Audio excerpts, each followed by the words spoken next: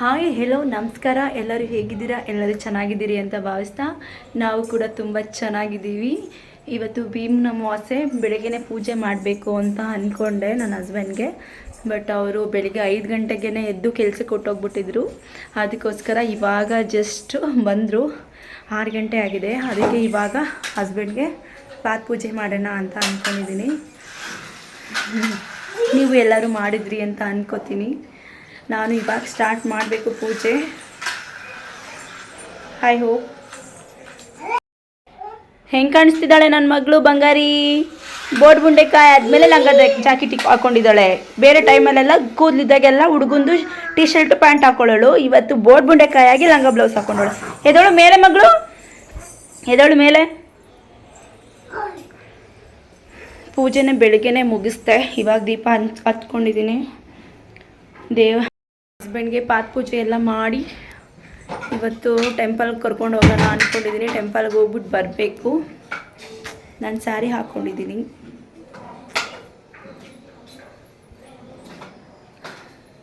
ಹೂವು ಇನ್ನೂ ಮುಟ್ಕೊಂಡಿಲ್ಲ, ಹೂವು ತೊಗೊಂಬರೋಕ್ಕೆ ಅಂತ ಹೋಗಿದ್ದಾರೆ. ಏನೋ ಒಂಥರ ಖುಷಿ.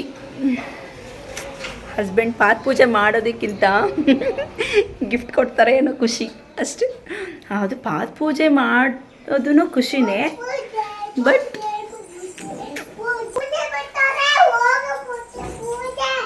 ಪೂಜೆ ಬರ್ತಾರೆ. ಏನು ಪೂಜೆ ಬರ್ತಾರೆ? ಏನೇ ಏನು ಪೂಜೆ? ಎದೋಳು ಮೇಲೆ.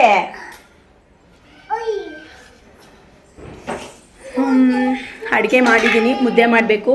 ಇವತ್ತು ಭೀಮ್ನ ಅಮಾವಾಸ್ಯೆಗಿಂದ ಪಾಯಸ ಮಾಡಿದ್ದೀನಿ. ಬಟ್ ನಾನು ಯಜಮಾನ್ರು ಪಾಯಸ ತಿನ್ನಲ್ಲ. ಎಲ್ಲನೂ ರೆಡಿ ಮಾಡಿಟ್ಟಿದ್ದೀನಿ, ಮಾಡಬೇಕು. ಪಾಯಸ ಮಾಡಿದ್ದೆ. ಪೂಜೆ ಮಾಡೋಕ್ಕೆ ನಾನು ಪ್ರತಿಯೊಂದನ್ನು ರೆಡಿ ಮಾಡಿ ಇಟ್ಕೊಂಡು ನನ್ನ ಹಸ್ಬೆಂಡ್ಗೆ ಕಾಯ್ತಾ ಇದ್ದೆ. ಅವರು ಹೂವು ತೊಗೊಂಬರ್ತೀನಿ ಅಂತ ಹೋದವರು ಅರ್ಧ ಗಂಟೆ ಆದರೂ ಬಂದೇ ಇರಲಿಲ್ಲ. ನಾನು ಎಲ್ಲನೂ ರೆಡಿ ಮಾಡಿಕೊಂಡು ಸುಮ್ಮನೆ ಕೂತಿದ್ದೆ. ಆಲ್ರೆಡಿ ಲೇಟೇ ಆಗಿತ್ತು. ಬೆಳಗ್ಗೆನೇ ಮಾಡೋಣ ಅಂದರೆ ಬೆಳಗಿನ ಜಾವ 5 ಗಂಟೆಗೆ ಎದ್ದು ನನಗೆ ಕೇಳದೆ ಹೊಂಟೋಗ್ಬಿಟ್ಟಿದ್ರು. ಅದಕ್ಕೋಸ್ಕರ ಸಂಜೆ ಕೆಲಸದಿಂದ ಬಂದಮೇಲೆ ಮಾಡೋಣ ಅಂದ್ಬಿಟ್ಟು ಇವಾಗ ಸಾಯಂಕಾಲ ಪ್ರತಿಯೊಂದನ್ನು ರೆಡಿ ಮಾಡ್ಕೊಂಡು ಈಗ ಪೂಜೆ ಮಾಡ್ತಾ ಇದ್ದೀನಿ. ನಾನು ವಾಷಿಂಗ್ ಮಿಷಿನ್ ಮುಂದೆ ಪೂಜೆ ಸಾಮಾನೆಲ್ಲ ಇಟ್ಟಿರೋದು ನೋಡಿ ನನ್ನ ಮಗಳು ವಾಷಿಂಗ್ ಮಿಷಿನ್ ಪೂಜೆ ಮಾಡ್ತಿದ್ದಾರೆ ಅಂತ ಅವಳು ಮಾಡ್ತೀನಿ ಅಂತ ಕೂತಿದ್ಲು. ನಾನು ಹೇಳಿದ ಮಾತೆಲ್ಲ ಕೇಳ್ತೀನಿ. ಯಾಕೆ ನೀನು ನಾನು ಹೇಳಿದ ಮಾತನ್ನ ಕೇಳು. ನಾನು ಹೇಳಿದ ಮಾತನ್ನ ನೀನು ಕೇಳು, ನೀನು ಹೇಳಿದ ಮಾತು ನಾನು ಕೇಳ್ತೀನಿ. ಅದೇ ನಾನು ನಿನ್ ಕೇಳ. ನಾನು ಯಜಮಾನಿನೇ. ನಿನಗೆ ಹೆಣ್ಣು, ನನಗೆ ಹೆಣ್ಣು ಆದ್ರೆ ಬೇಕಾ ಹೆಣ್ಣು? ಮಮ್ಮಿ ಏನೋ ನಿನಗೆ ಬೇಕಾ? ಇಬ್ರಿಗೂ ಏಟು. ನೋ ನೋ ನೋ ನೋ ಬಿದ್ದೋಗ್ಬಿಡಿ ನನ್ನ ಮಗಳೇ. ಬಾ ಆಯ್ತು, ಕುತ್ಕೋ. ಇವತ್ತೊಂದಿನ ಕಾಲು ತೊಳಿತೀವಿ, ಬೇರೆ ದಿನ ಎಲ್ಲ ಕಾಲು ಎಳಿತೀವಿ. ಪೂಜೆ ಮಾಡ್ತೀನಿ ಬಾ ಅಂದರೆ ಕಂಡೀಷನ್ ಹಾಕ್ತಾರೆ. ನಾನು ಹೇಳ್ದಂಗೆ ಕೇಳಬೇಕು, ನಾನು ಹೇಳಿದ್ದು ಮಾಡಬೇಕು, ಹಾಗೆ ಹಿಂಗೆ ನಾನು ಹೇಳ್ದಂಗೆ ಕೇಳಿದ್ರೆ ಮಾತ್ರ ಕಾಲು ತೊಳ್ಸ್ಕೊಂಡು ಪೂಜೆ ಮಾಡಿಸ್ಕೊತೀನಿ, ಇಲ್ಲಾಂದರೆ ಮಾಡಿಸ್ಕೊಳ್ಳಲ್ಲ ಅಂದ್ಕೊಂಡು ಬಿಲ್ಡಪ್ ಕೊಡ್ತಾರೆ. ಎಲ್ಲ ರೆಡಿ ಮಾಡ್ಕೊಂಡು ಕೂತಿದ್ರು ಕೂಡ ಇನ್ನೂ ಬಂದಿರಲಿಲ್ಲ. ನನಗೆ ಸಿಟ್ಟು ಹತ್ತುತ್ತಿತ್ತು. ಆಮೇಲೆ ಸುಮ್ಮನೆ ಅದೇ ಹೋಗಲಿ ಪಾಪ ಅಂತ. ಸರಿ ಆಯಿತು. ನನಗೆ ತಿಳಿದಿರೋ ಹಾಗೆ ಭೀಮ್ನ ಅಮಾವಾಸ್ಯೆ ಏನು ಅಂತ ನಿಮಗೂ ಕೂಡ ತಿಳಿಸೋಕ್ಕೆ ಪ್ರಯತ್ನ ಪಡ್ತೀನಿ. ಸರಿನೋ ತಪ್ಪೋ ಗೊತ್ತಿಲ್ಲ, ನಾನು ತಿಳ್ಕೊಂಡಿರೋ ಅಷ್ಟನ್ನು ನಾನು ನಿಮ್ಮ ಜೊತೆ ಹಂಚ್ಕೊಳ್ಳೋಕ್ಕೆ ಇಷ್ಟಪಡ್ತೀನಿ. ಭೀಮ್ನ ಅಮಾವಾಸ್ಯೆ ಅಂದರೆ ಆಷಾಢ ಮಾಸದ ಅಮಾವಾಸ್ಯೆಯ ದಿನವನ್ನು ನಮ್ಮ ಕರ್ನಾಟಕದ ಹಲವು ಭಾಗಗಳಲ್ಲಿ ಭೀಮ್ನ ಅಮಾವಾಸ್ಯೆ ಅಂತ ಆಚರಿಸ್ತಾರೆ. ಈ ದಿನವನ್ನು ವಿಶೇಷವಾಗಿ ವಿವಾಹಿತ ಮಹಿಳೆಯರು ಅಂದರೆ ಮದುವೆಯಾದ ಮಹಿಳೆಯರು ತಮ್ಮ ಪತಿಯ ಆಯುಷ್ಯು, ಆರೋಗ್ಯ, ಕುಟುಂಬದ ಒಳಿತಿಗಾಗಿ ಶಿವ ಪಾರ್ವತಿಯ ಆರಾಧನೆ ಮಾಡ್ತಾರೆ. ಅದರಲ್ಲೂ ಎಕ್ಸ್ಪೆಷಲಿ ಹೊಸದಾಗಿ ಮದುವೆಯಾದ ಹೆಣ್ಣುಮಕ್ಕಳು ಈ ಹಬ್ಬ ಅವ್ರಿಗೆ ಇನ್ನೂ ವಿಶೇಷವಾಗಿರುತ್ತೆ. ಏಕೆಂದರೆ ತನ್ನ ತವರು ಮನೆಯಿಂದ ಬಂದ ಮಗಳು ತನ್ನ ಹೊಸ ಕುಟುಂಬದ ಸುಖ ಶಾಂತಿಗಾಗಿ ದೇವರ ಮುಂದೆ ಪ್ರಾರ್ಥಿಸುವ ದಿನ ಇದಾಗಿದೆ. ಭೀಮ್ನ ಅಮಾವಾಸ್ಯೆಯ ದಿನ ಶಿವ ಪಾರ್ವತಿಯವರನ್ನೇ ಏಕೆ ಆರಾಧನೆ ಮಾಡ್ತೀವಿ ಅಂದರೆ ನಮ್ಮ ಭಾರತೀಯ ಸಂಸ್ಕೃತಿಯಲ್ಲಿ ಆದರ್ಶ ದಂಪತಿಗಳ ಪ್ರತೀಕ ಶಿವ ಪಾರ್ವತಿಯರಾಗಿರ್ತಾರೆ. ಶಿವನಲ್ಲಿ ಶಕ್ತಿ ಇದೆ, ಪಾರ್ವತಿಯಲ್ಲಿ ಭಕ್ತಿ ಇದೆ. ಇಬ್ಬರು ಸೇರಿ ಪೂರ್ಣತೆಯ ಸಂಕೇತವಾಗಿರ್ತಾರೆ. ಅದಕ್ಕಾಗಿ ಭೀಮ್ನ ಅಮಾವಾಸ್ಯೆ ಎಂದು ಶಿವ ಪಾರ್ವತಿಯರನ್ನು ಪೂಜಿಸುವ ಮೂಲಕ ಮೂಲಕ ದಾಂಪತ್ಯ ಜೀವನದಲ್ಲಿ ಪ್ರೀತಿ, ಪರಸ್ಪರ ಗೌರವ ಮತ್ತು ಒಗ್ಗಟ್ಟು ಸದಾ ಇರಲಿ ಎಂದು ಪ್ರಾರ್ಥಿಸ್ತೀವಿ. ಭೀಮ್ನ ಅಮಾವಾಸ್ಯೆ ಹೆಣ್ಮಕ್ಳಿಗೆ ಮರೆಯಲಾಗದ ಒಂದು ಸುಂದರ ಸಂಪ್ರದಾಯ. ಭೀಮ್ನ ಅಮಾವಾಸ್ಯೆ ಎಂದು ಕೆಲವು ಕಡೆ ಹಿಟ್ಟಿನಿಂದ ಅಥವಾ ಮಣ್ಣಿನಿಂದ ಶಿವಪಾರ್ವತಿಯ ಪ್ರತೀಕವನ್ನು ತಯಾರಿಸಿ ಪೂಜಿಸುವ ಸಂಪ್ರದಾಯವೂ ಕೂಡ ಇದೆ. ಪೂಜೆಯ ನಂತರ ಅವುಗಳಿಗೆ ವಿಶೇಷವಾಗಿ ಅರಿಶಿನ, ಕುಂಕುಮ, ಹೂವು, ನೈವೇದ್ಯಗಳನ್ನ ಕೂಡ ಅರ್ಪಿಸ್ತಾರೆ. ಮತ್ತು ಕೆಲವು ಕಡೆ ಜೋಡಿ ದೀಪಗಳನ್ನು ಬೆಳಗಿಸುವ ಪದ್ಧತಿಯೂ ಕೂಡ ಇದೆ. ನಾವು ಜೋಡಿ ದೀಪ ಬೆಳಗಿಸ್ತೀವಿ. ಆ 2 ದೀಪಗಳು ಒಂದು ಗಂಡನ್ನು ಮತ್ತೊಂದು ಹೆಂಡತಿಯನ್ನು ಪ್ರತಿನಿಧಿಸುತ್ತದೆ ಎಂದು ನಾವು ಭಾವಿಸ್ತೀವಿ. 2 ದೀಪಗಳು ಜೊತೆಯಾಗಿ ಬೆಳಕಿದಾಗ ಮಾತ್ರ ಮನೆಯ ಬೆಳಕು ಸಂಪೂರ್ಣವಾಗಿರುತ್ತದೆ ಎಂಬ ಸುಂದರವಾದ ಭಾವನೆ ಅದರಲ್ಲಿದೆ. ಭೀಮ್ನ ಅಮಾವಾಸ್ಯೆ ಮಾಡುವುದರ ಹಿಂದೆ ದೊಡ್ಡ ಸಂದೇಶನೇ ಇದೆ. ಭೀಮ್ನ ಅಮಾವಾಸ್ಯೆ ಕೇವಲ ಪತಿಯ ಆಯುಷ್ಯಕ್ಕಾಗಿ ಮಾಡುವ ವ್ರತ ಮಾತ್ರ ಅಲ್ಲ. ಸಂಬಂಧಗಳನ್ನು ಕಾಪಾಡಿಕೊಳ್ಳುವುದು, ಒಬ್ಬರಿಗಾಗಿ ಮತ್ತೊಬ್ಬರು ಪ್ರಾರ್ಥಿಸುವುದು, ಕುಟುಂಬದ ಹಿರಿಯರನ್ನು ಗೌರವಿಸುವುದು, ತವರು ಮನೆಯ ಸಂಪ್ರದಾಯವನ್ನು ಹೊಸ ಮನೆಗೆ ಕೊಂಡೊಯ್ಯುವುದು ಮತ್ತು ಮುಂದಿನ ಪೀಳಿಗೆಗೆ ನಮ್ಮ ಸಂಸ್ಕೃತಿಯನ್ನು ಅರ್ಥ ಮಾಡಿಸುವುದು, ಹೀಗೆ ಹಲವಾರು ದೊಡ್ಡ ದೊಡ್ಡ ಸಂದೇಶಗಳನ್ನು ನೀಡುತ್ತೆ. ಒಂದು ಕಾಲದಲ್ಲಿ ಅಜ್ಜಿ, ಅಮ್ಮ, ಅತ್ತೆ, ಸೊಸೆ ಎಲ್ಲರೂ ಒಟ್ಟಿಗೆ ಕುಳಿತು ಈ ವ್ರತನ ಆಚರಿಸ್ತಿದ್ರು. ಪೂಜೆ ಜೊತೆಗೆ ಕಥೆಗಳನ್ನ ಹೇಳ್ತಿದ್ರು. ಮಕ್ಕಳು ಆ ಕಥೆಗಳನ್ನು ಕೇಳ್ತಿದ್ರು.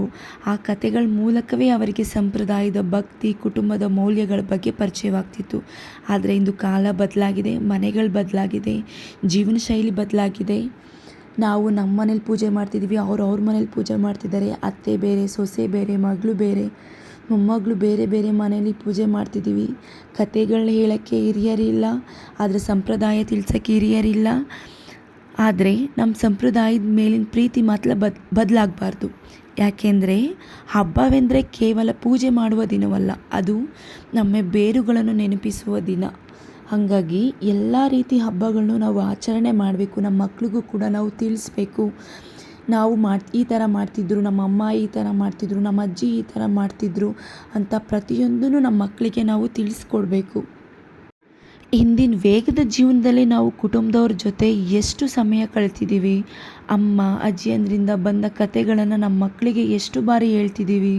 ನಮ್ಮ ಸಂಸ್ಕೃತಿಯ ಆಚರಣೆ ಹಿಂದಿರುವ ಅರ್ಥವನ್ನು ಮುಂದಿನ ಪೀಳಿಗೆಗೆ ಎಷ್ಟು ಬಾರಿ ತಿಳಿಸ್ತಿದ್ದೀವಿ. ಬಹುಶಃ ಈ ಪ್ರಶ್ನೆಗಳಿಗೆ ಉತ್ತರ ಹುಡುಕುವುದೇ ಇಂತಹ ಹಬ್ಬಗಳ ನಿಜವಾದ ಉದ್ದೇಶವಾಗಿದೆ. ಆದ್ದರಿಂದ ಪ್ರತಿಯೊಂದು ಹಬ್ಬನೂ ಆಚರಣೆ ಮಾಡಿ ನಮ್ಮ ಮಕ್ಕಳಿಗೆ ಪ್ರತಿಯೊಂದನ್ನು ತಿಳಿಸ್ಕೊಡ್ಬೇಕು. ಮತ್ತು ಭೀಮನ ಅಮಾವಾಸ್ಯೆ ನಮಗೆ ಮತ್ತೊಂದು ಸುಂದರವಾದ ವಿಚಾರವನ್ನು ನೆನಪಿಸುತ್ತೆ. ಅದೇನೆಂದರೆ ಸಂಬಂಧಗಳು ದೇವರು ಕೊಟ್ಟ ಉಡುಗೊರೆ. ಅವುಗಳನ್ನು ಪ್ರೀತಿ, ನಂಬಿಕೆ, ಗೌರವದಿಂದ ಕಾಪಾಡಿಕೊಳ್ಳುವುದು ನಮ್ಮ ಕರ್ತವ್ಯ. ಒಂದು ದೀಪದ ಬೆಳಕು ಚಿಕ್ಕದಾಗಿರಬಹುದು, ಆದರೆ ಅದೇ ಬೆಳಕು 100 ದೀಪಗಳನ್ನು ಬೆಳಗಿಸಬಹುದು. ಅದೇ ರೀತಿ ಒಂದು ಮನೆಯ ಭಕ್ತಿ ಒಂದು ಕುಟುಂಬದ ಸಂಸ್ಕೃತಿಯನ್ನು ಮುಂದಿನ ಪೀಳಿಗೆಗೆ ಬೆಳಗಿಸಬಹುದು. ಆದ್ದರಿಂದ ಭೀಮನ ಅಮಾವಾಸ್ಯೆಯೆಂದು ಪೂಜೆ ಮಾಡಿ, ಪ್ರಾರ್ಥನೆ ಮಾಡಿ. ಆದರೆ ಅದರ ಜೊತೆಗೆ ನಿಮ್ಮ ಪ್ರೀತಿ ಪಾತ್ರರಿಗೆ ಒಂದು ಮಾತು ಹೇಳಿ, ನೀವು ನಮ್ಮ ಜೀವನದಲ್ಲಿ ತುಂಬ ಮುಖ್ಯ ಅಂತ. ಅದೇ ಬಹುಶಃ ಈ ಹಬ್ಬದ ಅತ್ಯಂತ ಸುಂದರವಾದ ಆಚರಣೆ. ಶಿವ ಪಾರ್ವತಿಯ ಅನುಗ್ರಹ ಎಲ್ಲರ ಮೇಲೆ ಇರಲಿ. ಭೀಮನ ಅಮಾವಾಸ್ಯೆ ವ್ರತದ ಕಥೆಯನ್ನು ತಿಳ್ಕೊಳ್ಳೋದಾದರೆ, ಪುರಾಣಗಳ ಪ್ರಕಾರ ಭೀಮನ ಅಮಾವಾಸ್ಯೆಯೆಂದು ಮಹಾನ್ ಯೋಧ ಭೀಮನು ಸಾವಿನ ದೇವರಾದ ಯಮನನ್ನು ಎದುರಿಸಿದನು. ಭೀಮನ ಶಕ್ತಿ ಮತ್ತು ಭಕ್ತಿಯನ್ನು ಪ್ರಭಾವಿತನಾದ ರಾಜ ಯಮ ಅವರಿಗೆ ವರವನ್ನು ನೀಡಿದರು. ಈ ದಿನದಂದು ಉಪವಾಸವನ್ನು ಆಚರಿಸುವ ಮತ್ತು ಯಮ ದೇವರಿಗೆ ಪ್ರಾರ್ಥನೆ ಸಲ್ಲಿಸುವವರು ಉತ್ತಮ ಆರೋಗ್ಯ, ದೀರ್ಘಾಯುಷ್ಯ ಮತ್ತು ಅಕಾಲಿಕ ಮರಣದಿಂದ ರಕ್ಷಣೆಯನ್ನು ಹೊಂದುತ್ತಾರೆ ಎನ್ನುವ ವರವನ್ನು ನೀಡುತ್ತಾರೆ.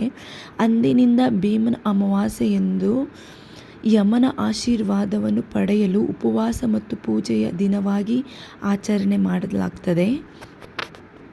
ಪ್ರಾಚೀನ ಕಾಲದಲ್ಲಿ ರಾಜ ಹರಿಶ್ಚಂದ್ರನು ತನ್ನ ದೈವಿಕ ಪರೀಕ್ಷೆಯ ಕಾರಣದಿಂದ ಜೀವನದಲ್ಲಿ ಸಾಕಷ್ಟು ಕಷ್ಟಗಳನ್ನು ಅನುಭವಿಸ್ತಾರೆ.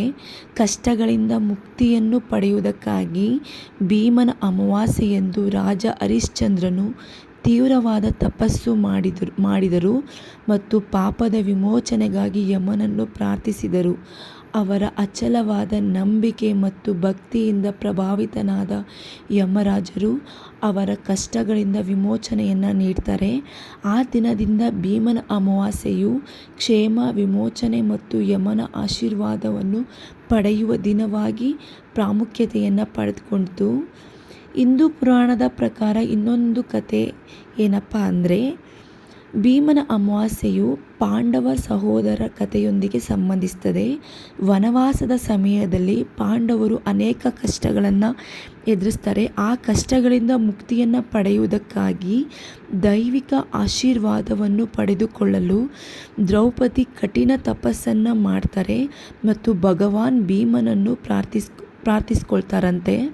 ಆಕೆಯ ಭಕ್ತಿಗೆ ಮೆಚ್ಚಿ ಭಗವಾನ್ ಭೀಮನು ಅಮಾವಾಸ್ಯೆಯ ದಿನದಂದು ಅವಳ ಮುಂದೆ ಕಾಣಿಸಿಕೊಳ್ತಾರೆ. ಅಂದಿನಿಂದ ಭೀಮನ ಆಶೀರ್ವಾದವನ್ನು ಗೌರವಿಸಲು ಈ ದಿನವನ್ನು ಭೀಮನ ಅಮಾವಾಸ್ಯೆ ಎಂದು ಆಚರಿಸಲಾಗ್ತದೆ ಅಂತ ಹೇಳ್ತಾರೆ. ಇಷ್ಟು ನಾನು ತಿಳ್ಕೊಂಡಿರುವಂತಹ ಕತೆ. ಇದರಲ್ಲಿ ಏನಾದರೂ ತಪ್ಪಿದರೆ ನನಗೆ ಕಮೆಂಟ್ ಮಾಡಿ ತಿಳಿಸಿ, ನಾನು ತಿದ್ಕೊಳ್ಳೋಕ್ಕೆ ಪ್ರಯತ್ನ ಪಡ್ತೀನಿ. ಇಲ್ಲ ನಿಮಗೆ ಗೊತ್ತಿಲ್ಲದೆ ಇದ್ದರೆ ನಮಗೆ ಇದರಿಂದ ಉಪಯೋಗ ಆಯಿತು ಅಂತಲೂ ಕೂಡ ನನಗೆ ತಿಳಿಸಿ. ಭೀಮನ ಅಮಾವಾಸ್ಯೆ ದಿನ ನಾನು ಗಂಡನಿಗೆ ಪಾತ್ಪೂಜೆ ಮಾಡಿ 3 ವರ್ಷ ಆಗಿತ್ತು. 1 ವರ್ಷ ಏನಾದರೂ ಅಪ್ಪಿತಪ್ಪಿ ನಿಲ್ಲಿಸ್ಬಿಟ್ರೆ ಅದು 3 ವರ್ಷದವರೆಗೂ ಅದು ಆಗಲ್ಲ. 3ನೇ ವರ್ಷದ ಹಿಂದೆ ಲೇಡೀಸ್ ಪ್ರಾಬ್ಲಮ್ ಅಂತ ಪೂಜೆ ಮಾಡಿರಲಿಲ್ಲ. 2ನೇ ವರ್ಷದ ಹಿಂದೆ ನಾನು ಪ್ರೆಗ್ನೆಂಟ್ ಆಗಿದ್ದೆ. ತುಂಬದ ಬರ್ಸ್ರಿ ಪೂಜೆ ಮಾಡಬಾರ್ದು ಅಂತ ಹೇಳಿದ್ರು, ಹಾಗಾಗಿ ಮಾಡಿರಲಿಲ್ಲ. ನೆಕ್ಸ್ಟ್ ಆಚೆ ವರ್ಷ ಅಮ್ಮನ ಮನೇಲಿದ್ದೆ, ಬಾಣ್ತಿ. ಸೊ ಹಾಗಾಗಿ ಅಲ್ಲೇ ನಾನು ಪೂಜೆ ಮಾಡಿರಲಿಲ್ಲ. ಹೀಗೆ 3 ವರ್ಷ ಕಳೆದೇ ಹೋಯಿತು. ಈ ವರ್ಷವೂ ಬೆಳಗ್ಗೆನೇ ಬೇಗ ಎದ್ದು ಪೂಜೆ ಮಾಡಬೇಕು ಅಂತ ಅಂದ್ಕೊಂಡೆ. ಬಟ್ ನಾನು ಕೇಳದೆ 5 ಗಂಟೆಗೆ ಎದ್ದು ಹೊರ್ಟೋಗ್ಬಿಟ್ಟಿದ್ರು ಕೆಲಸಕ್ಕೆ. ಹಾಗಾಗಿ ಸಂಜೆ ಲೇಟಾಗಿ ಬಂದರು. ಈ ವರ್ಷನೂ ತಪ್ಪಿಸಿದ್ರೆ ಇನ್ನೂ 3 ವರ್ಷ ಮುಂದಕ್ಕೆ ಹೋಗುತ್ತೋ ಅಂತ ಹೆದರ್ಕೊಂಡು ಸಂಜೆ ಆದರೂ ಪರವಾಗಿಲ್ಲ ಮಾಡಲೇಬೇಕು ಅಂದ್ಬಿಟ್ಟು ನಾನು ಪೂಜೆ ಮಾಡಿದೆ. ಪೂಜೆ ಮಾಡಬೇಕಾದ್ರೆ ನಮ್ಮ ಯಜಮಾನರಂತೂ ಫುಲ್ಲು ರೇಗಿಸ್ಕೊಂಡು ಕೂತಿದ್ರು. ನೋಡು, ಬೇರೆ ದಿನ ಎಲ್ಲ ಕಾಲು ಎಳಿತೀರಾ, ಇವತ್ತೊಂದಿನ ಕರೆದು ಕಾಲು ತೊಳಿತೀರಾ, ಇನ್ನೂ ಏನೇನು ನೋಡಬೇಕೋ ಹಾಗೆ ಹೀಗೆ ಅಂತ ಫುಲ್ಲು ರೇಗಿಸ್ತಿದ್ರು. ಮರ್ಯಾದೆ ಕೊಡಲ್ಲ, ಕಾಲು ತೊಳೆದು ಪೂಜೆ ಮಾಡ್ತೀರಾ ಹಾಗೆ ಹಿಂಗೆ ಅಂತ. ಮರ್ಯಾದೆ ಯಾವಾಗಲೂ ಮನಸ್ಸಲ್ಲಿರುತ್ತೆ. ಏನೋ ಸಲಿಗೆಯಿಂದ ಒಂದು 4 ಮಾತು ಹಾಡ್ತೀವಿ, ಹಾಗಂತ ಮರ್ಯಾದೆ ಕೊಡಲ್ಲ, ಪ್ರೀತಿ ಇಲ್ಲ ಅಂತ ಅಲ್ಲ. ಪ್ರೀತಿ ಬೆಟ್ಟದಷ್ಟಿರುತ್ತೆ, ಬಟ್ ನಾವು ಅದನ್ನು ಎಕ್ಸ್ಪ್ರೆಸ್ ಮಾಡಲ್ಲ. ಅಷ್ಟು ಪ್ರೀತಿಸುವಷ್ಟು ನಿಮ್ಮ ಮುಂದೆ ಕೋಪ ತೋರಿಸ್ತೇನೆ, ಬೇರೆಯವ್ರ ಮುಂದೆ ಕೋಪ ತೋರ್ಸೋಕ್ಕಾಗುತ್ತಾ? ಹಾಗೆ ಪ್ರೀತಿನೂ ನಿಮಗೆ ತೋರಿಸ್ಬೇಕು, ಕೋಪನೂ ನಿಮಗೆ ತೋರಿಸ್ಬೇಕು.